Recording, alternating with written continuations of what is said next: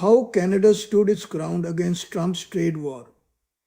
Hello, friends. Today we explore one of the most remarkable moments in modern North American diplomacy when Donald Trump launched a full scale trade war against Canada and expected submission, but instead, Canada, under the guidance of Mark Carney, responded strategically and decisively. This story is about tariffs, diplomacy, global trade, and the power of preparation. It is also about lessons for middle powers in today's world. 1. Trump's trade war. In early 2025, President Donald Trump imposed 25% tariffs on Canadian goods, including steel, aluminum, and automobiles. He also made public threats that went beyond trade, questioning the legitimacy of the US Canada border and even suggesting that Canada might be treated like a 51st state. The tariffs were justified under the International Emergency Economic Powers Act (IEEPA), a law that gives the president broad authority to protect national security through economic measures. Trump expected Canada to fold under pressure. He underestimated Canada's leadership and planning.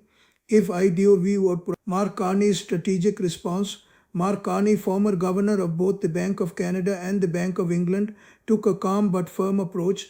Key actions included 1. Trade diversification. Canada quietly signed 12 trade agreements across 4 continents, reducing dependence on the US market. 2. Financial stability. Carney reassured markets by ensuring Canadian financial institutions were prepared for disruptions. 3. Diplomatic engagement. High-level talks with Europe, Asia, and the Gulf helped signal that Canada had global options. 4. Public messaging. Carney's speeches at Davos emphasized that middle powers must coordinate to protect global economic stability, reinforcing Canada's position. Through measured steps, Carney turned Trump's pressure into a political miscalculation. 3. The Davos speech at the World Economic Forum in Davos. Carney delivered a speech that stunned the world. He outlined the importance of cooperation among middle powers to maintain economic balance. He highlighted Canada's ability to diversify trade and protect its industries. The speech reassured markets that Canada was not merely reacting but was prepared for long-term economic strategy. The impact was immediate. Investors saw Canada as stable, credible, and capable, while the US administration appeared impulsive. 4. Legal and political developments. Meanwhile, the US Supreme Court struck down parts of the IEEPA tariff powers, limiting Trump's ability to impose broad tariffs without congressional approval. This legal decision further weakened Trump's leverage. Canada had anticipated such a scenario, demonstrating the value of long-term strategic planning. 5. Canada's global trade pivot.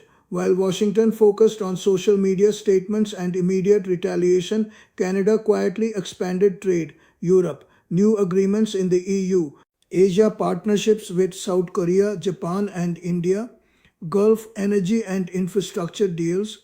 This diversification made Canada less vulnerable to unilateral US pressure. 6. Lessons for North America. 1. Middle powers can resist great power coercion through careful planning and global engagement. 2. Economic power is as important as military power in modern diplomacy. 3. Legal constraints on executive power matter in maintaining a balanced international order. 4. Trade diversification and diplomacy protect long-term national interests. Donald Trump expected submission. He found resilience, preparation, and global strategy. Canada, guided by Mark Carney, turned a potential crisis into a demonstration of economic sovereignty. This story shows the importance of leadership, planning, and diplomacy. Middle powers can shape global outcomes when they act decisively, calmly, and strategically.